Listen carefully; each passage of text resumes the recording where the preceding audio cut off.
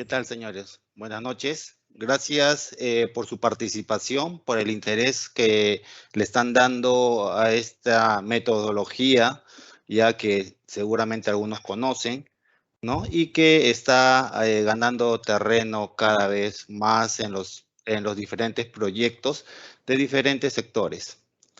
Bueno, para no tratar de aburrirlos, vamos a entrar directamente al tema del webinar que nos convoca el día de hoy, ¿correcto? Bueno, el webinar es referente al análisis forense de cronogramas según el RP 29R de la AAC, ¿no? Bueno, ya José ya se encargó de presentarnos, ¿no? José también es una persona con la que cuenta bastante experiencia, tiene varias certificaciones por parte de la AAC. Me presentó también, creo que no es muy relevante mi currículum, creo, así que vamos a la agenda de hoy día. ¿Qué es lo que vamos a ver? Vamos a tratar de ver hoy día rápidamente, porque el tiempo nos va a ganar seguramente, porque tenemos media hora de exposición y 15 minutos de ronda de preguntas. Vamos a tratar de ver rápidamente lo que vendría a ser qué es el análisis forense de cronogramas, causas de los retrasos en construcción, metodología para la elaboración de reclamos, aplicación contractual, aplicación del 29R en el Estado peruano, clasificación de los retrasos según responsabilidades, taxonomía de los métodos de análisis de retrasos, el famoso el Time Impact Analysis, el famoso TIA, explicación de metodologías y, como les indiqué, unas preguntas finales en las que vamos a estar tratando, ¿no? Todos estos temas que ustedes están viendo, que les he mostrado como agenda, se van a desarrollar en el curso que vamos a dictar el día 24 y 31 de julio con mayor extensión. Son 6 horas de teoría, 6 horas de práctica en Primavera P6, ¿no? Ahorita vamos a tratar, he tratado de sacar lo más relevante, pero no quiero que se vayan con la idea que netamente va a ser estos puntos que vamos a tratar el día de hoy reflejados en el curso. ¿No? Va a ser esto, más algunos tips y mucho más información que van a poder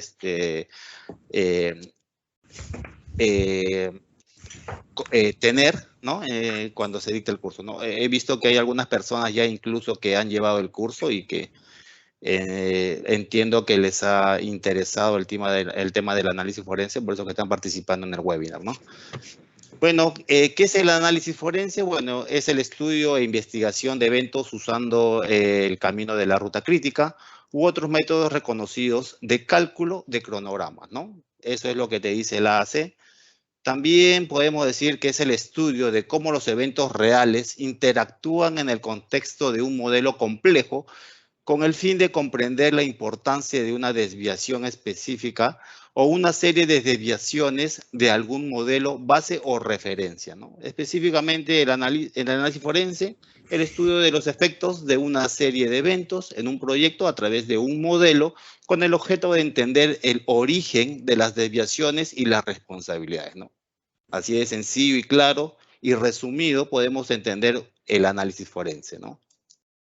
Luego tenemos las causas de los retrasos en construcción. Estos son algunas de las causas que seguramente muchos de ustedes que trabajan en proyectos han podido de repente en su momento tener, ¿no? Por ejemplo, malas condiciones climáticas, falla de la mano de obra calificada, cambios de ingeniería y criterios técnicos, pobre desempeño de subcontratistas, órdenes de cambio, cambios en el alcance, dificultades financieras por parte del contratista, que en esta época está de moda, ¿no? Por el tema, más que todo, de la pandemia del COVID que inició en Perú el 16 de marzo del año pasado, ¿no?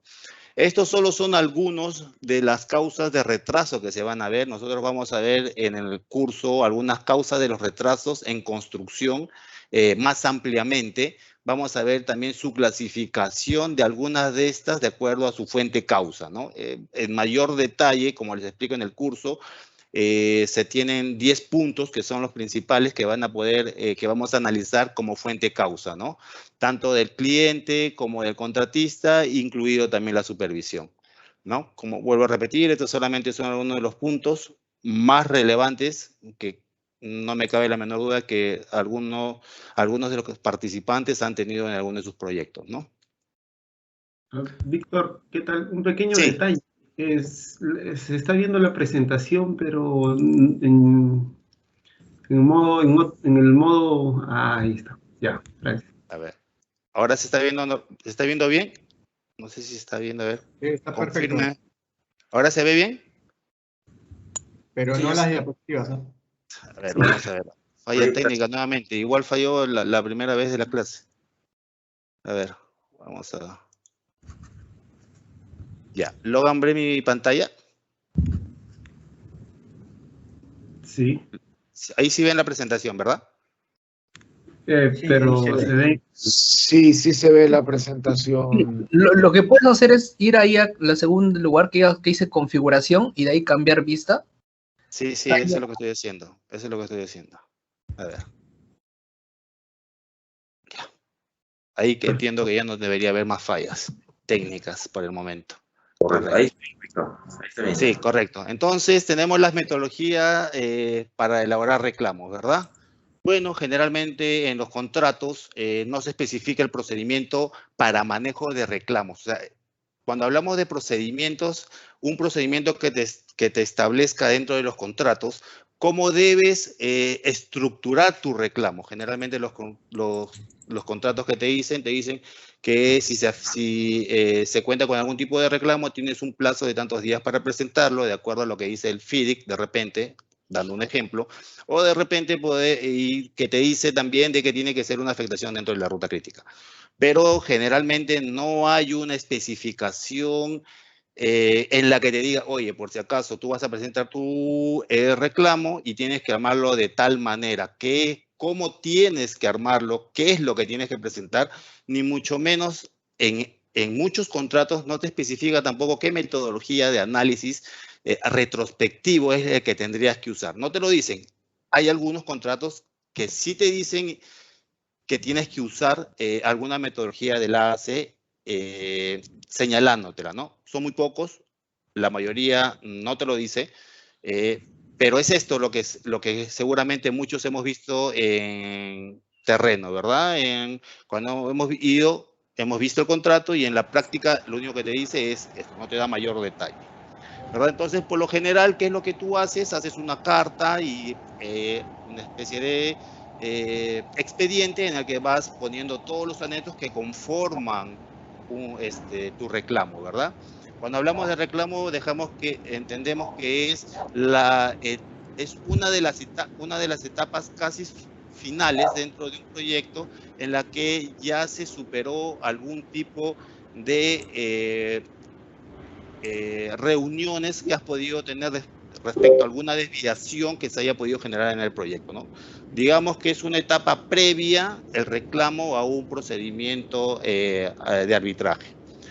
Entonces, generalmente, ¿qué es lo que haces? Haces tu carta, haces tu memoria descriptiva y vas poniendo tus anexos, ¿verdad? En la carta, ¿qué es lo que pones? Pones los antecedentes, ¿no? De lo que generalmente ha sucedido, los hechos relevantes. Luego pones el concepto de reclamo, que tiene que ser algo breve, un resumen, ¿no? Luego pones el análisis de los hechos, qué es lo que pasó, ¿no? La descripción de detalle. Y algo que generalmente los que hemos sido contratistas no ponemos, ¿no? Que es la mitigación del contratista. ¿Qué tan diligente fui yo para poder evitar la situación que estoy reclamando al día de hoy, ¿no? No he visto yo, que yo recuerde, no he visto al día de hoy algún reclamo que me hayan presentado como supervisión o como cliente, que el contratista me diga, señor Ortega, mire, este es mi reclamo y esta es mi mitigación, pero lamentablemente el evento que sucedió sobrepasó cualquier tipo de estimación que yo hice y mi mayor esfuerzo, ¿no? Al día de hoy no lo he escuchado. Si alguien tiene esa situación en la ronda de preguntas, quizás sería bueno que nos lo pueda compartir, ¿no? Porque, como vuelvo a repetir, al día de hoy yo no he visto algún contratista que haya presentado la mitigación de algún evento o de algún reclamo, ¿no? No lo he visto, lamentablemente, al día de hoy. En Perú, ojo, en Perú. Luego, ¿qué es lo que hacemos? Hacemos el cálculo de los mayores gastos. ¿no? Los mayores costos que se han generado por este reclamo. O pedimos la ampliación de plazo, ¿no? Porque se afectó la ruta crítica. Entonces, acá es donde nos vamos a detener un poco, porque acá es donde nosotros tenemos que hacer la evaluación, ¿no? Si es que corresponde o cuál es la metodología más adecuada para responder esta situación, ¿no? Para saber qué metodología es la que yo debo usar para poder hacer mi ampliación de plazo. Tendría que evaluar yo, oye, esa ampliación de plazo solamente me corresponde ampliación de plazo, me corresponde una ampliación de plazo y un reconocimiento de costos, ¿no? Generalmente cuando hemos hecho una ampliación de plazo, cuando hemos sido contratistas, lo que hemos hecho es, oye, me afectaste, mi ruta crítica, tienes que reconocerme costo y plazo.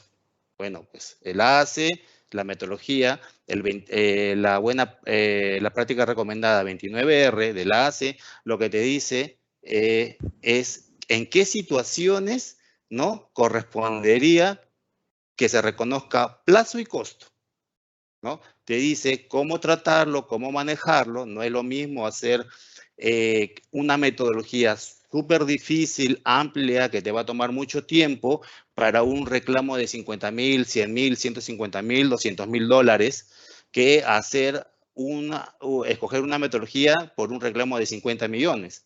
Eso también te lo dice el AAC, ¿verdad? Entonces, este tema de la ampliación de plazo es lo que vamos a ver a detalle en el curso que vamos a dictar el 24 y 31.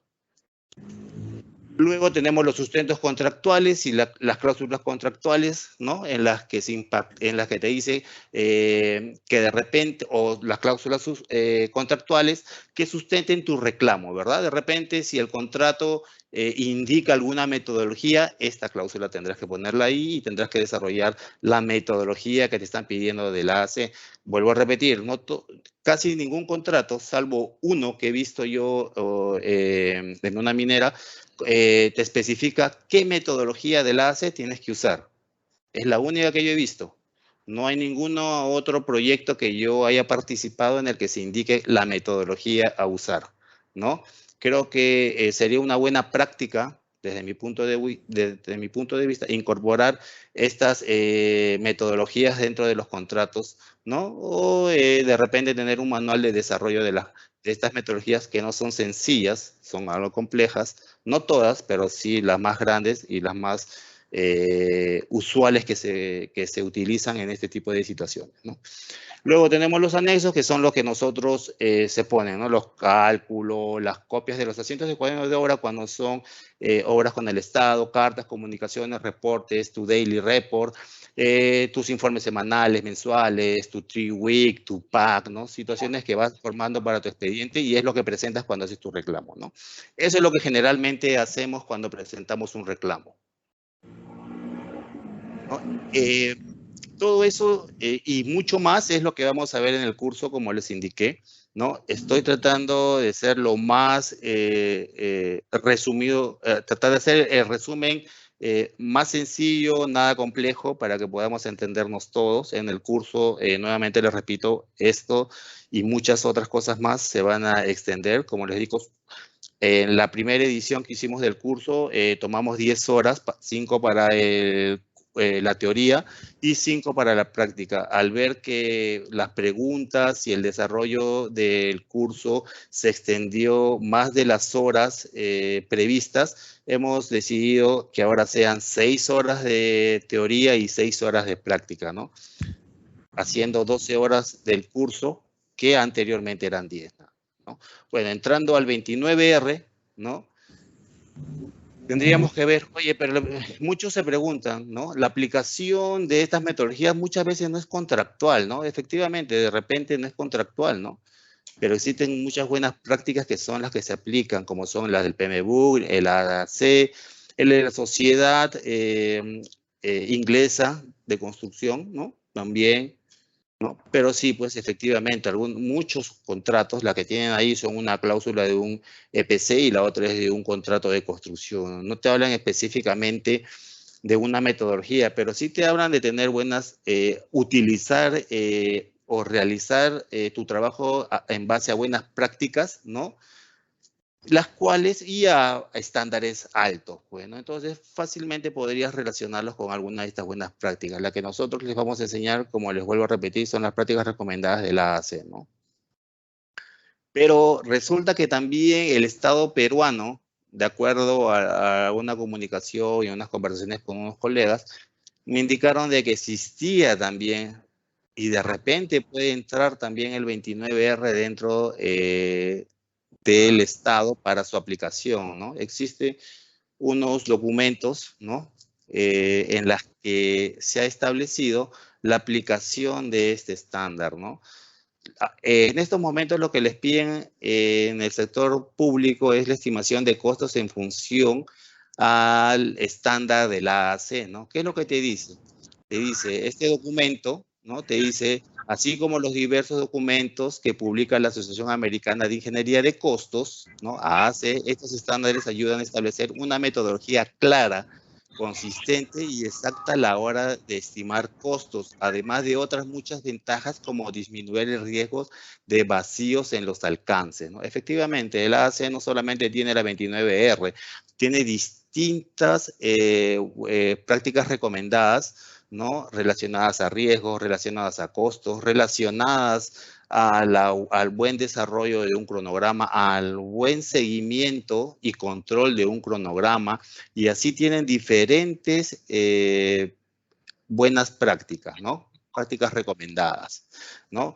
En el curso vamos a ver también un poco, vamos a mencionar y mostrar algunos ejemplos respecto a lo que vendría a ser el 53R, que es una buena práctica que se usa cuando se presentan los cronogramas de seguimiento. ¿Qué lineamiento es lo que vas a tener que seguir para que puedas presentar un buen cronograma, ¿no? Y también vamos a ver algunas buenas prácticas internacionales para que puedas tener un buen cronograma que sea fiable, que te pueda ayudar a poder aplicar el 29R, que es la base, ¿no? La base de todo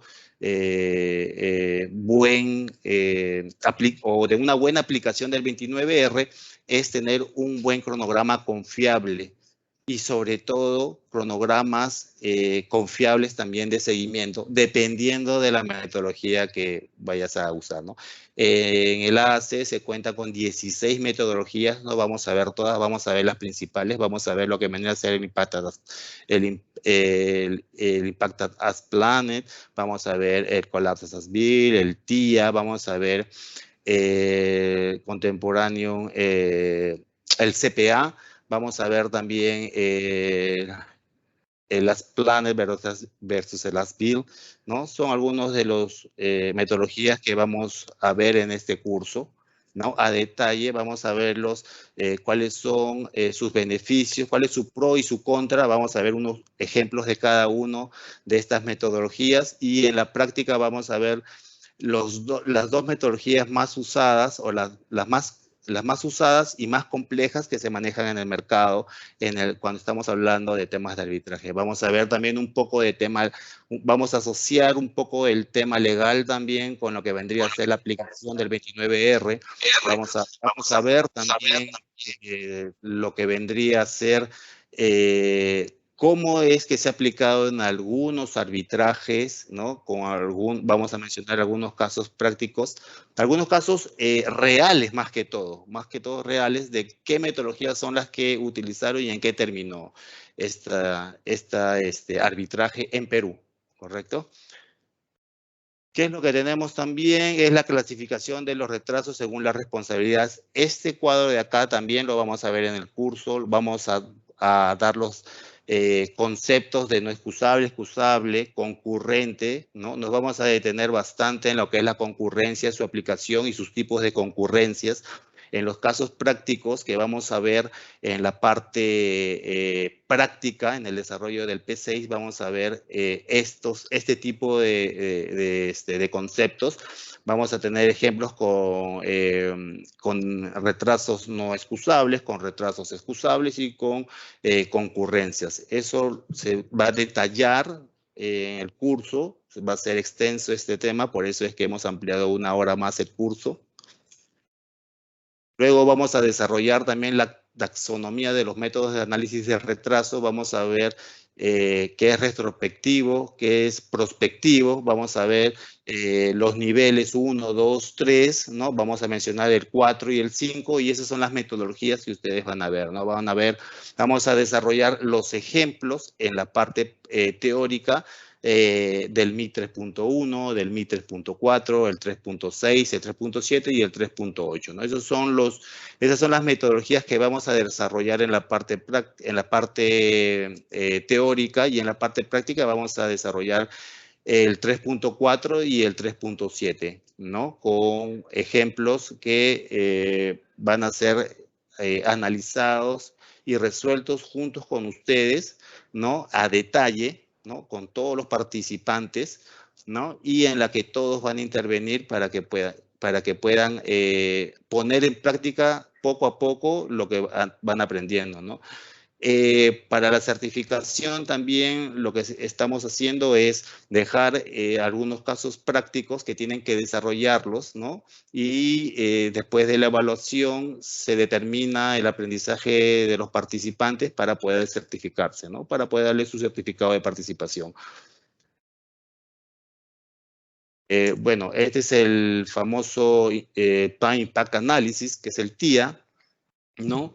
Que para ver un ejemplo rápido y concreto nada más, esta es su línea base, este es en el mes 0, ¿no? Y resulta que en el mes 1 existe un impacto, ¿no? Un impacto por parte del cliente, un retraso en la excavación, pues, ¿no? Que se pone dentro es un fragment, como se conoce técnicamente en el TIA, ¿verdad?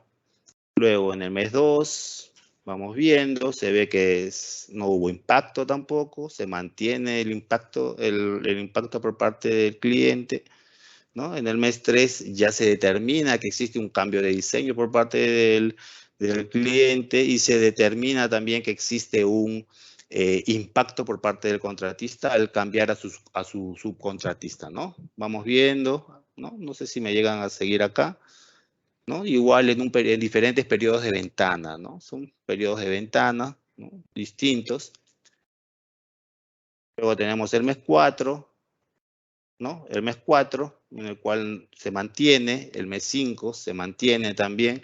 Estamos viéndolo rápidamente, son ejemplos sencillos. Les vuelvo a reiterar, en el curso esto se detalla.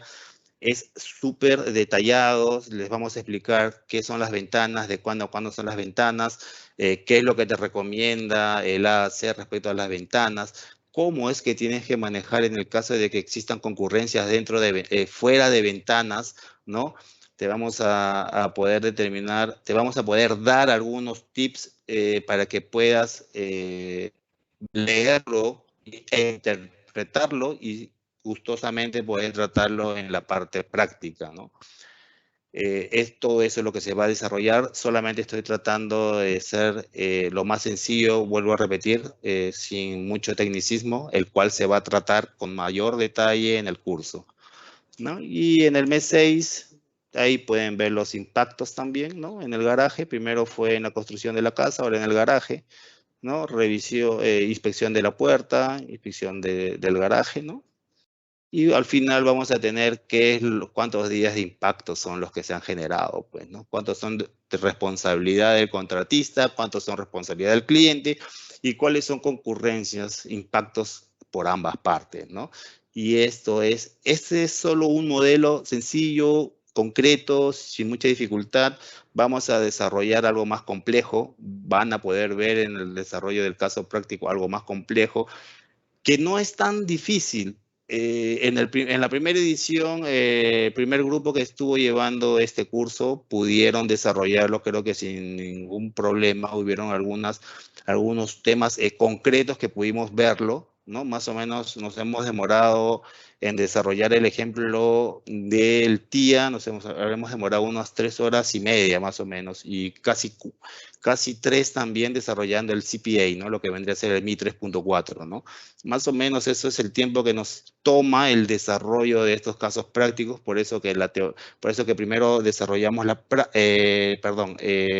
teoría y luego desarrollamos la la práctica, ¿no? Y siempre guiados por nosotros, ¿no? Y generalmente lo que pedimos es que tengan el P6 para que puedan cargar los archivos que nosotros colgamos dentro de la web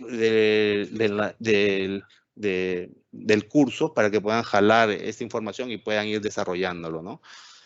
Y esto es lo que vamos a desarrollar en el curso, más o menos para que se puedan dar cuenta, ¿no?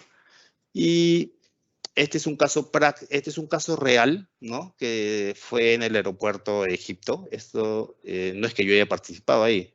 No, esa es una conversación que tuve con algunos colegas, ¿no? De mucha experiencia, los cuales participaron en este proyecto, ¿no? Resulta que este era un proyecto, ¿no? Que estaban desarrollando en Egipto, ¿no? En la que, como ustedes pueden leer, durante la construcción numerosos reclamos habían surgido, pero el contratista solo presentó unas pocas como reclamo de extensión de tiempo, ¿no?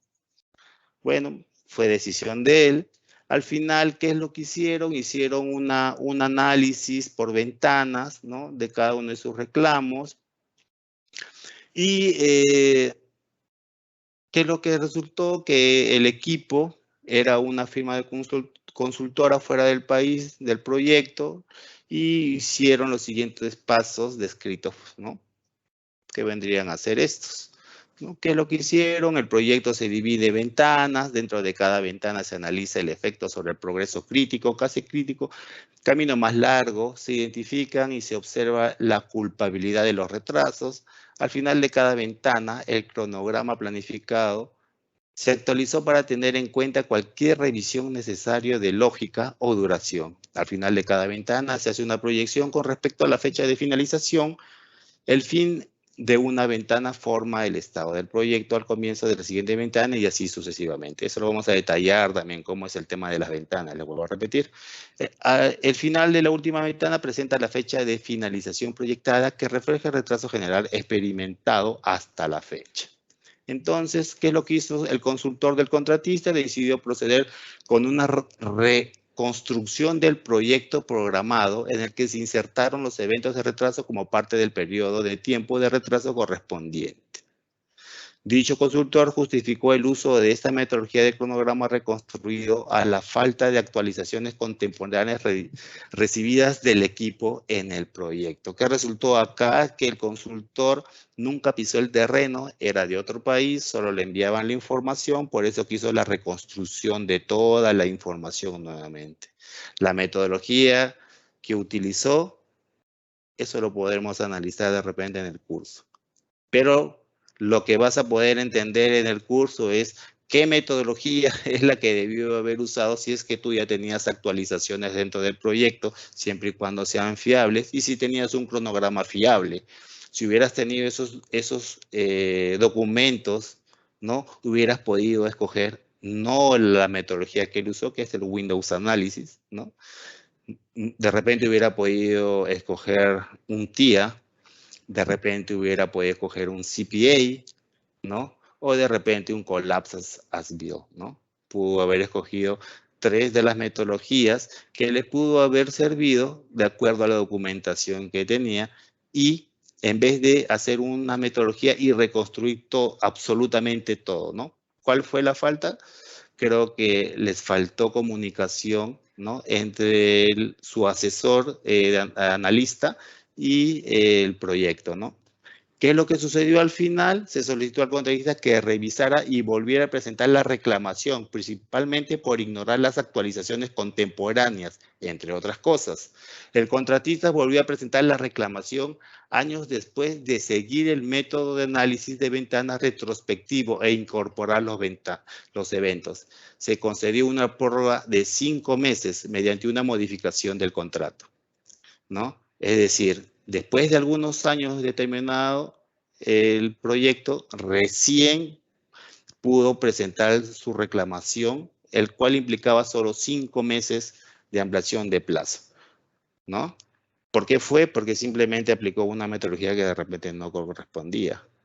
Ahora, tenemos que analizar también si el proyecto y esos 5 meses implicaban, ¿cuánto? 50 millones, 60 millones para utilizar una metodología amplia, grande, ¿no? Complicada, O de repente estamos hablando solo de $100.000. Si estamos hablando de $100.000, lo mejor que te puedo recomendar es que uses una metodología que te ayude de acuerdo a la documentación que tienes y que no te genere un gasto tan grande, ¿no? Eso es lo mejor que yo te podría decir, pero eso lo vamos a tocar también en el curso a mayor detalle.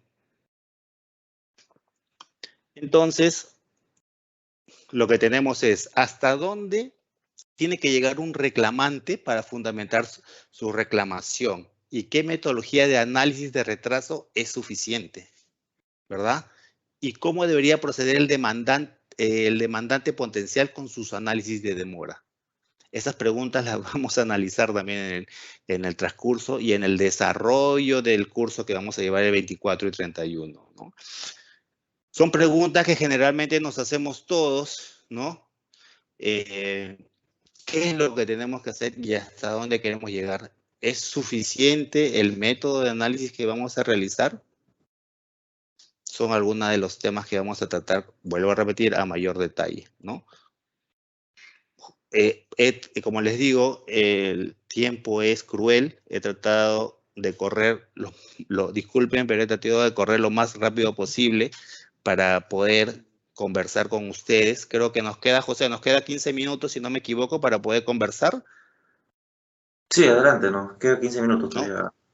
Correcto. No sé si tienen alguna pregunta, algún tipo de consulta que quieran hacer respecto al curso, alguna duda que tengan respecto al tema de análisis forense. Tengan la libertad de poder preguntar. No hay... No Sí, sé. Víctor, sí, Estoy... una Sí, consulta a los participantes. Están consultando, Javier Ramos está consultando cuándo aconsejarías usar el IA y cuándo podrías usar el TIA, si es que no está especificado en el contrato. Bueno, depende mucho. Primero debemos partir de que si el cronograma es fiable, tu línea base es fiable, es confiable, ¿no? Muy aparte de que haya sido aprobada por el cliente, haya sido aprobada por el contratista o conciliada entre ambas partes, el cronograma tiene que ser fiable, tiene que tener una lógica de programación idónea, ¿no? Si tú no tienes un cronograma que guarde una lógica de programación acorde al proyecto, que no te pueda dar la seguridad del proceso constructivo que vas a desarrollar, entonces ese documento no te va a poder servir para poder hacer cualquier tipo de análisis que quieras implementar. No te va a servir, no te va a poder servir. Entonces, si no tienes ese documento, lo que te podría ayudar quizás son los cronogramas de seguimiento, ¿no? Los cronogramas de seguimiento, recordemos, es el corte, es el as-built y lo que está para la derecha vendría a ser el forecast. Esos cronogramas te podrían servir siempre y cuando, vuelvo a repetir, esos documentos también tengan una confiabilidad, una fiabilidad, ¿no?, de programación, que guarden relación también con el proceso constructivo que estás desarrollando. En función a eso es que tú escoges qué metodología. Digamos, si tienes tú un cronograma línea base que es confiable y fiable y tienes cronogramas de seguimiento que prácticamente no te dicen nada, que solamente son documentos que presentas para no caer en penalidad o algún tipo de llamada de atención por parte del cliente, lo que te va a servir es un IAP, ¿no? Un Impact As Planned, ¿no? Ese es el que te podría servir, ¿no? Ahora, ¿te va a servir aplicar un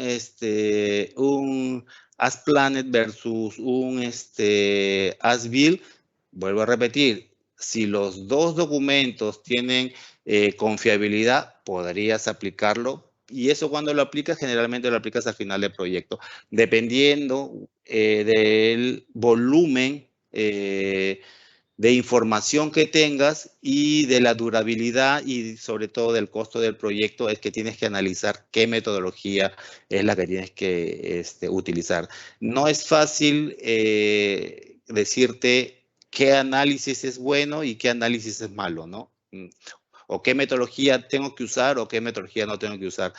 Está en función a la documentación y está en función a la fiabilidad y confiabilidad del documento que tú tengas para utilizar. ¿Qué pasa si tienes un cronograma que no te sirve ni de cronograma de seguimiento ni cronograma de ni una línea base que te sirva? Entonces, ¿qué es lo que vas a tener? Reconstruir absolutamente todo. ¿Y qué es lo que vas a reconstruir? Vas a tener que reconstruir solamente el as-build.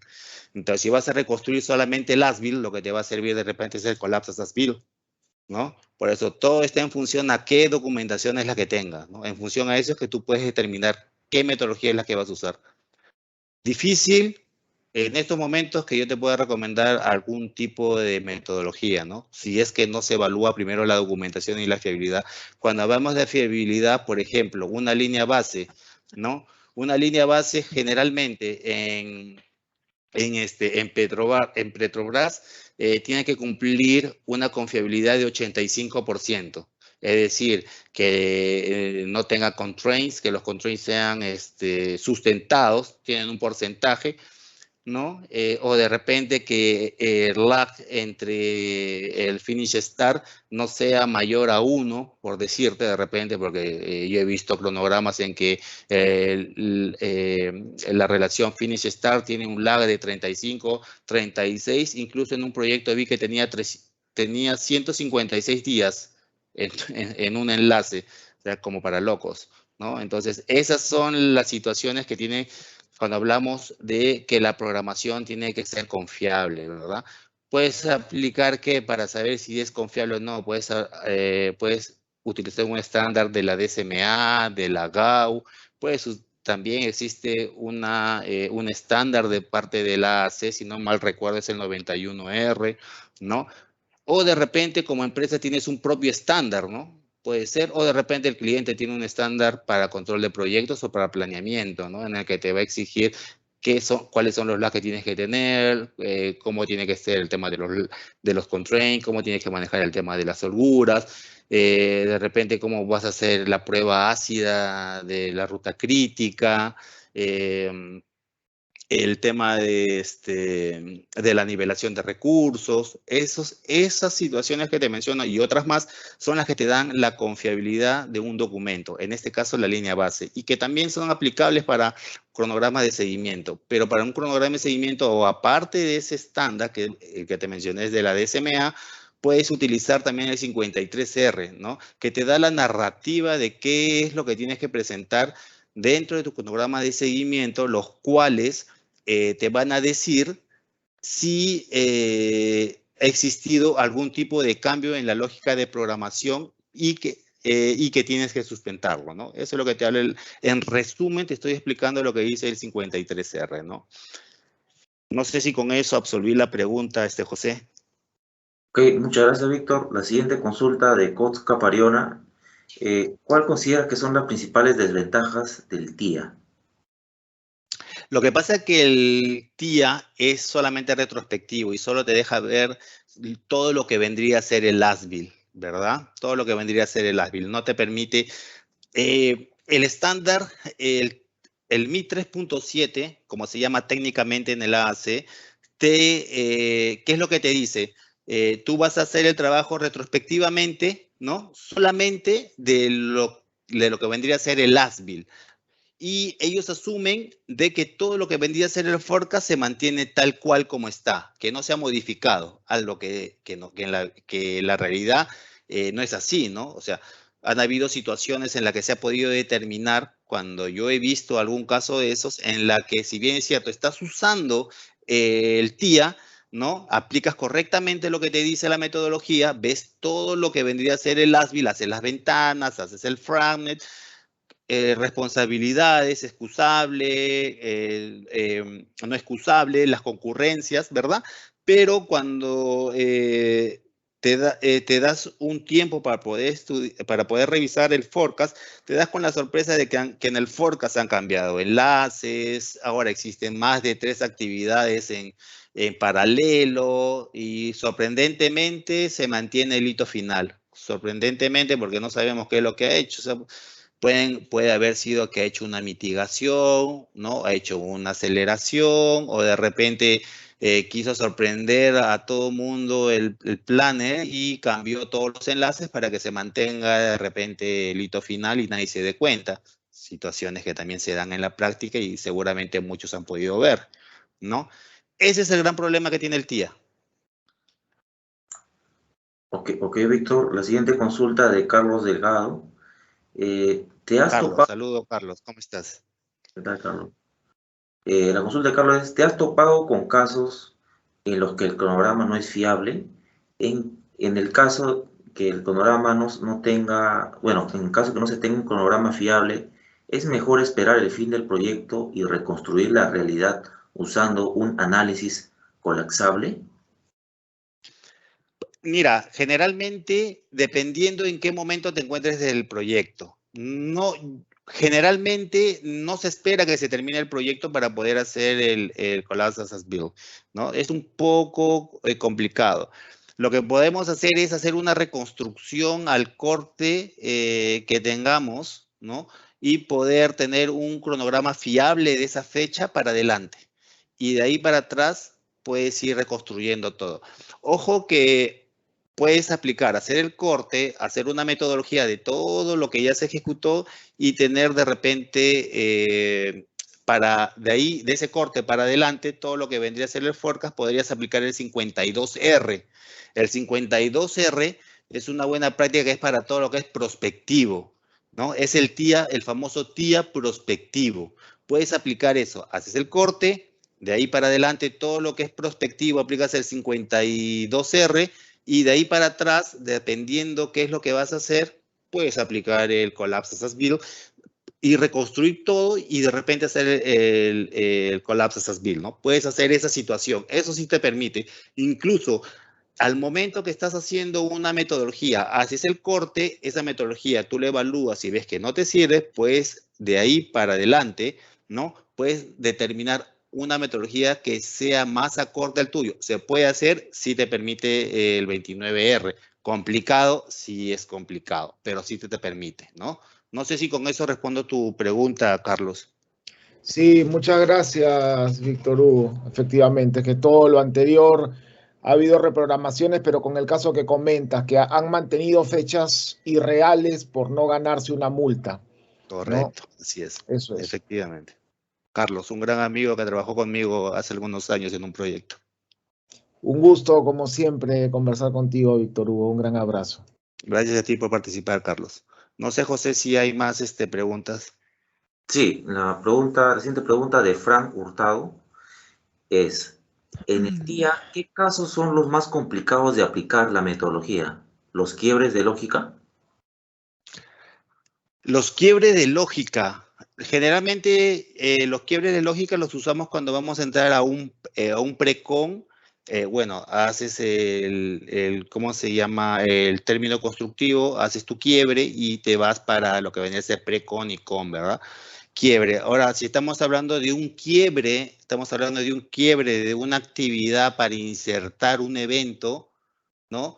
Sí, se puede hacer los quiebres. Yo he visto algunos ejercicios y también he visto en la vida real que se han hecho quiebres de una actividad para insertar en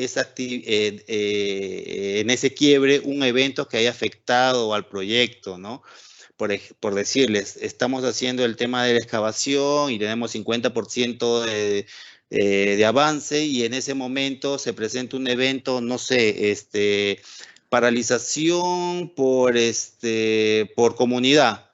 Bueno, ese 50% haces el quiebre, insertas el evento y pones ahí, no sé, excavación parte 2 o bueno, cualquier otro concepto que puedas poner y haces los enlaces y ese es el quiebre que tendrías que hacer en el evento. ¿Se puede hacer? Sí se puede hacer, ¿no? Como te digo, o estamos hablando de los eventos de quiebre cuando estás haciendo el Mechanical Completion y vas a entrar al pre-con para luego entrar al con y luego puesta en marcha. Ahí también haces un quiebre, ¿no? Digamos que son dos mundos distintos. desde mi punto de vista, ¿no? El pre-com, com y puesta en marcha también son situaciones en las que tienes que desarrollar un cronograma a detalle, el cual se maneja con un presupuesto también independiente del presupuesto de adjudicación en el que te dieron, ¿no? Es un tema aparte, pero ahí también se hacen quiebres, ¿no? Pero creo que se refiere a la pregunta más que todo a los quiebres que tú haces cuando tienes un evento dentro de una actividad que está en proceso, ¿no? Entiendo que esa es la pregunta, José, o es que yo me estoy confundiendo de repente.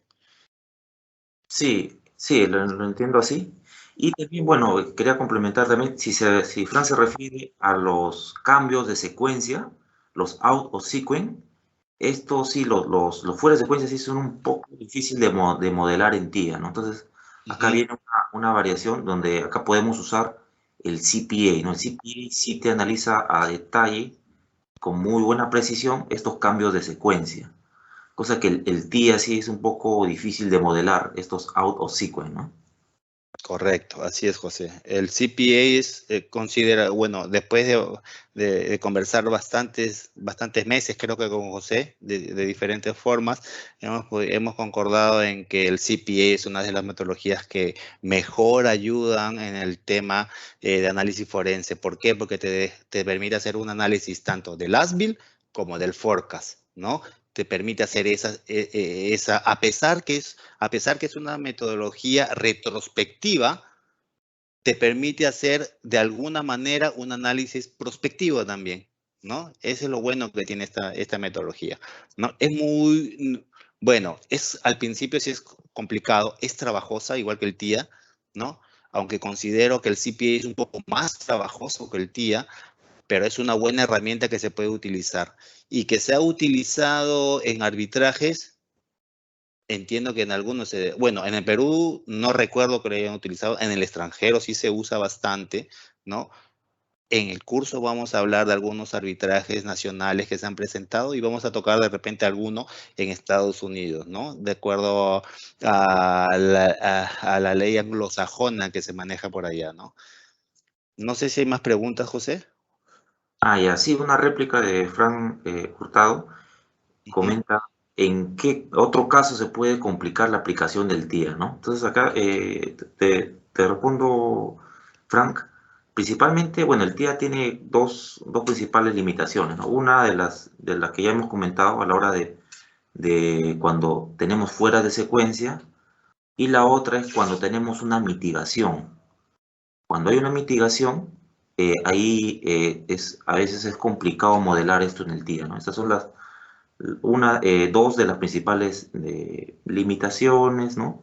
Que podría tener el TIA, ¿no?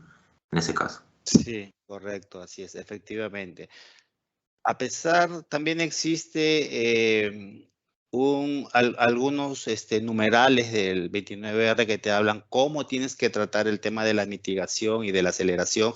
Muchas veces no es aplicable en algunas metodologías por la complejidad y por la forma de la aplicación de la metodología, ¿no? Pero el 29R sí te da algunas pautas de cómo se aplica, cómo tienes que hacer, qué es lo que vas a hacer cuando te encuentres con el tema de la mitigación o de repente con una aceleración, ¿no? Sí te dan esas pautas. Ojo, pero no siempre es aplicable a todas las metodologías. Como dice José, complicado su aplicación en el TIA, ¿no? Es un poco complicado. Puede ser aplicable quizás, pero te va a tomar bastante tiempo hacerlo. No es difícil, ¿ya? Pero sí es bien complejo. Por lo que al ser tan complejo, a veces tienes que hacer bastantes situaciones, tendrías que estar revisándolas. Por eso que generalmente no se recomienda cuando tengas algún tipo de mitigación o aceleración aplicarlo en el TIA, ¿no? No es muy recomendable que digamos. Correcto. No sé, José, si hay alguna otra pregunta. Ah, ya. Bueno, sí, querés un comentario con respecto a la anterior pregunta que habían hecho.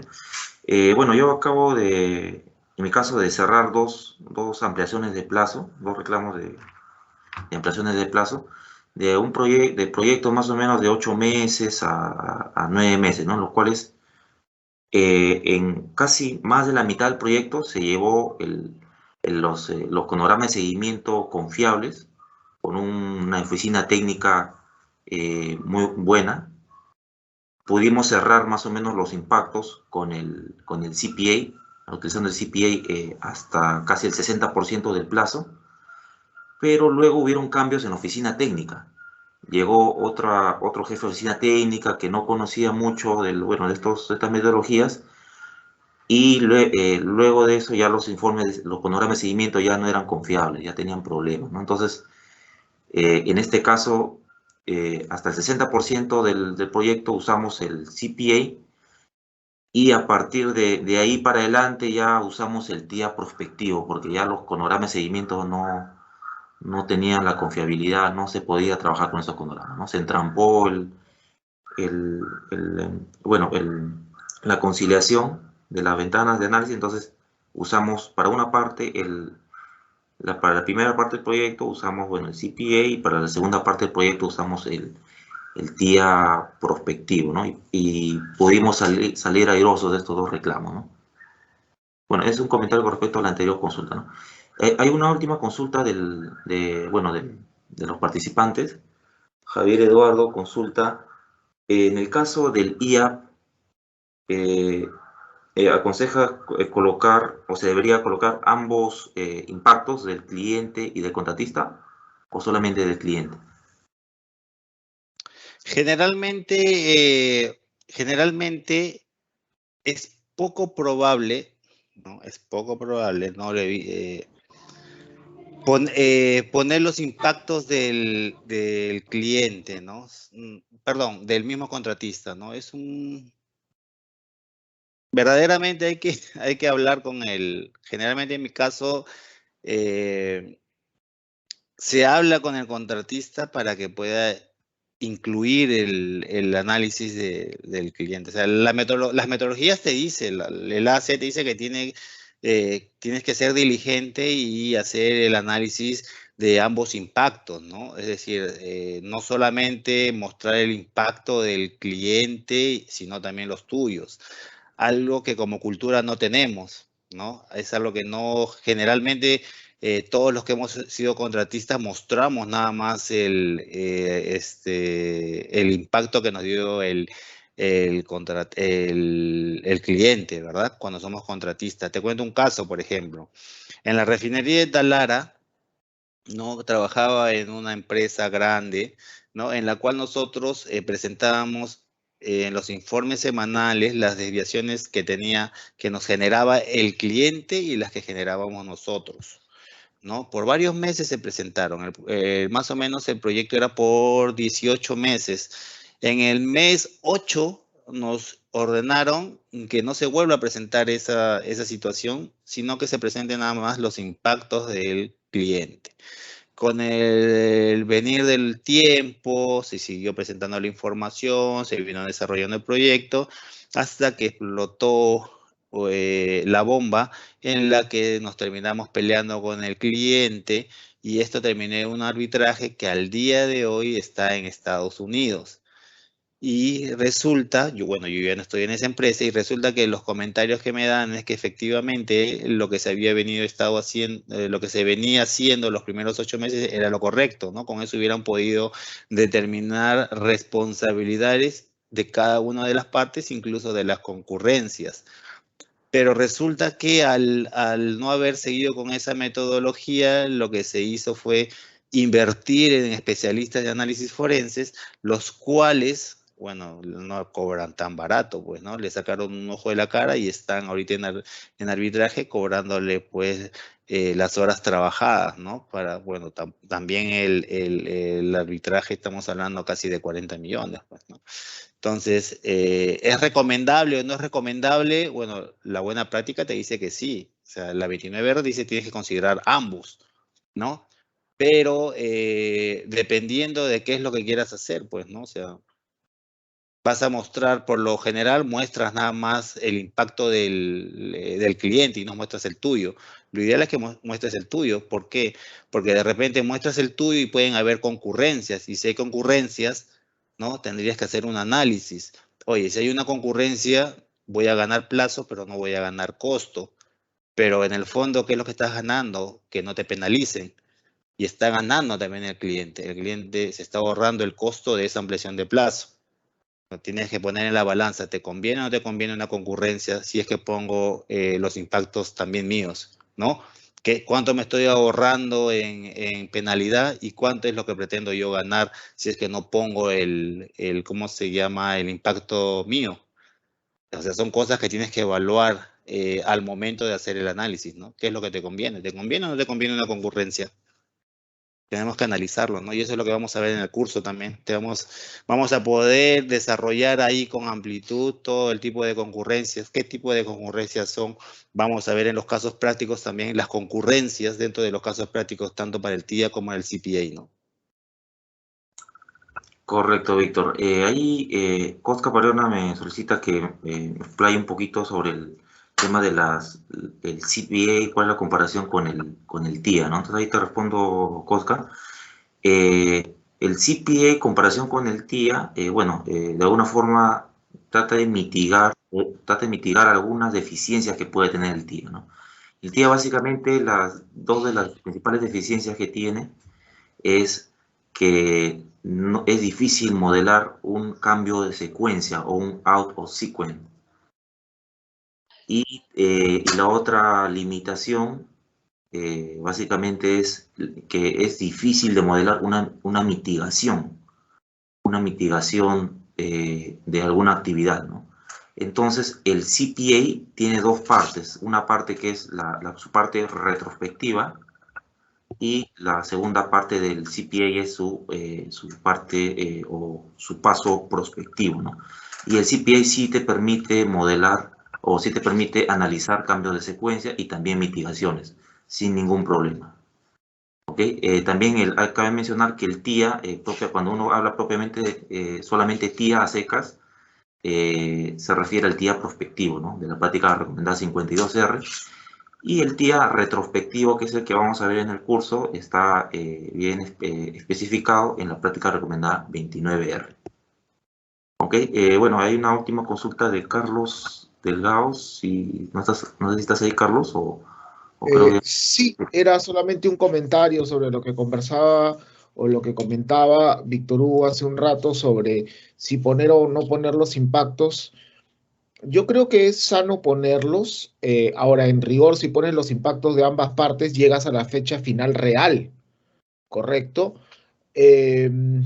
Yo siempre cuando un cliente me reclamaba, como sabes, yo el 95% o 90% de mi vida he sido contratista, cuando un cliente me reclamaba, oye, pon tus impactos, ¿cuáles son tus impactos? Yo le decía, bueno, es que si pongo mis impactos llego a la fecha real, pero la verdad es que yo te estoy haciendo a ti un reclamo, por lo tanto yo solo puedo reclamarte por lo que tú me has afectado. En ese caso, yo te presento solo los impactos tuyos y en rigor no estoy llegando a la fecha final, estoy llegando a una fecha anterior a la fecha final. Si me paso de esa fecha anterior, me multarás, pero hasta la fecha que tú me impactaste, me tienes que pagar, ¿no? Correcto. Entonces, digamos, ahí hay un poquito de tela por cortar. También he tenido casos en el cliente me ha dicho, no estás poniendo ahí tus impactos y a veces, claro, cuando el cliente tiene un impacto y tú además te demoraste en alguna otra, resulta que él quiere sumarte tu impacto y también le he demostrado por el absurdo que si él quiere reclamarme a mí un retraso como contratista, pero él venía retrasado con algo, sumo los dos retrasos y llego a una fecha posterior a la fecha real. Entonces, ¿por qué? Porque él está queriendo que yo meta algo que en mi reclamo no estaba, ¿no? Entonces hay algunos temas hay temas ahí por conversar, es un asunto realmente apasionante, ¿no? Sí, correcto, Carlos, correcto, sí. Es un tema largo de conversar, ahí se tiene que analizar los pros y los contras de poner o no poner el impacto del contratista, ¿no? Se evalúa generalmente, ¿no? Dependiendo en qué etapa te encuentres también. Si estás al final del proyecto, ya terminó y lo que estás haciendo es un netamente análisis forense, creo que no valdría la pena ya poner los impactos del contratista, ¿no? Ya no, considero que no debería valer la pena, salvo que encontremos que son concurrencias, ¿no? Y que te puedan evitar algún tipo de penalidad. Pero si estás en pleno desarrollo del proyecto, quizás podría ayudarte para poder saber la fecha de término real, ¿no? Y de repente algún tipo de negociación que puedas tener con el cliente, por ejemplo, ¿no? Correcto, de repente solo considerando tu impacto yo llego al 10, pero si yo considero mi impacto de repente llego al 15. Entonces el cliente de repente puede decir, bueno, entonces vámonos, te hago la ampliación al 15, pero solo te reconozco hasta el 10, nada más la ampliación de plazo. O sea, el costo que te voy a reconocer solo sería hasta el 10. Puede ser esa situación, puede darse otra situación. Es lo sano y lo puede darse razonable, otras. equitativo. Correcto. Pueden haber otras situaciones que puedes evaluar también, ¿no? Pero todo depende en qué momento del proyecto te encuentres, ¿no? Y qué circunstancias. Tú sabes que eso se evalúa, pues, dependiendo del performance del contratista, la actitud que tienes como cliente o de repente de la misma supervisión. Son situaciones que se evalúan y que, aunque no se dice en el 29R, influyen bastante a la hora de hacer el análisis, ¿no? Se tiene que analizar eso, ¿no? Así seas un analista externo o interno de la empresa, sea de cualquiera de las dos partes, eso es lo que tienes que analizar también.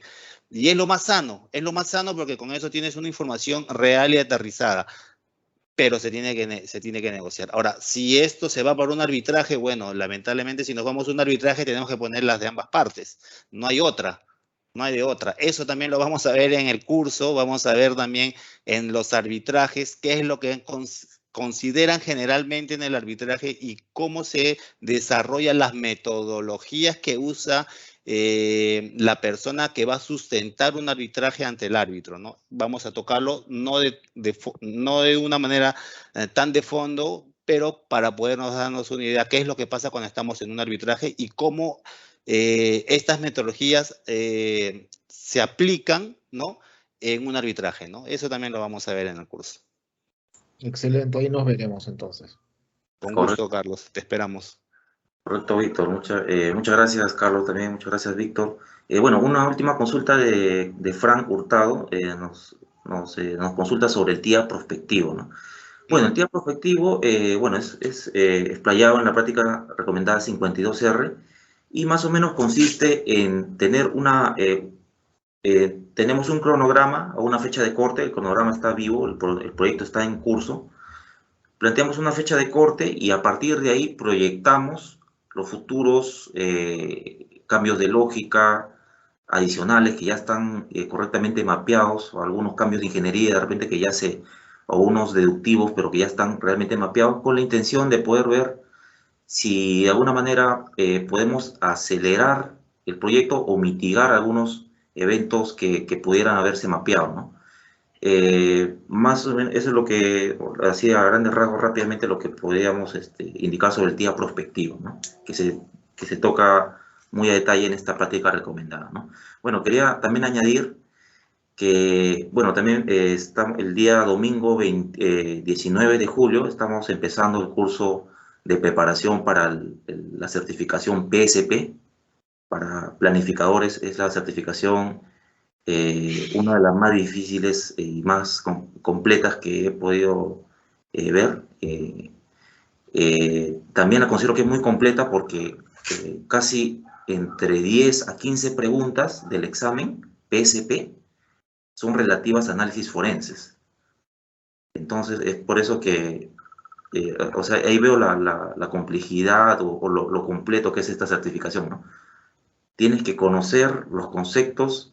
Incluso viene un ejercicio práctico con 7 a 8 preguntas sobre un caso como el TIA, por ejemplo, ¿no? Te ponen un caso del TIA y te piden que lo resuelvas.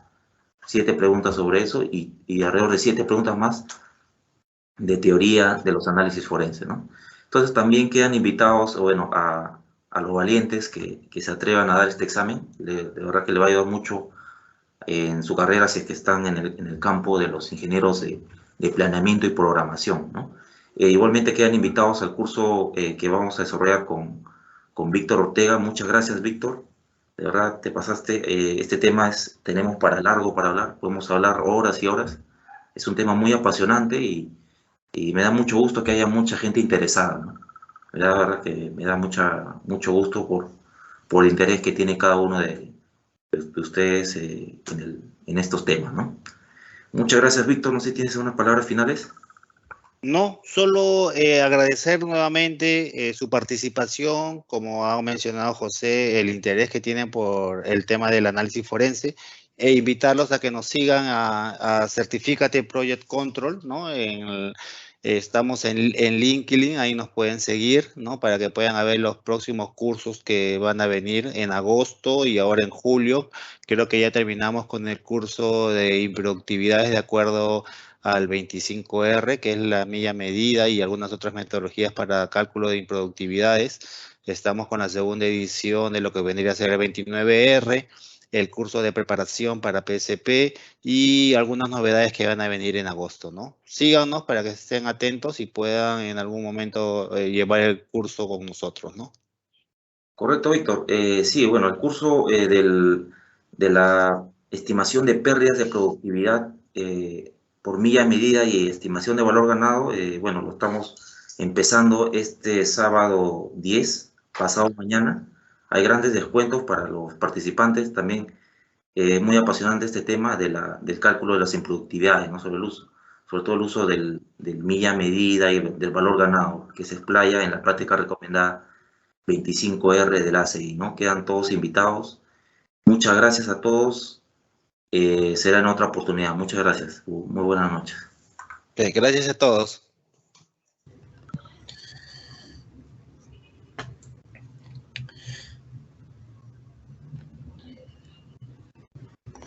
Gracias, buenas noches. Gracias, José, buenas noches. Gracias, Ortega. Gracias. Hasta luego. Gracias. Gracias, José. Buenas noches. Gracias, Cosca. Gracias por tu participación, amigo.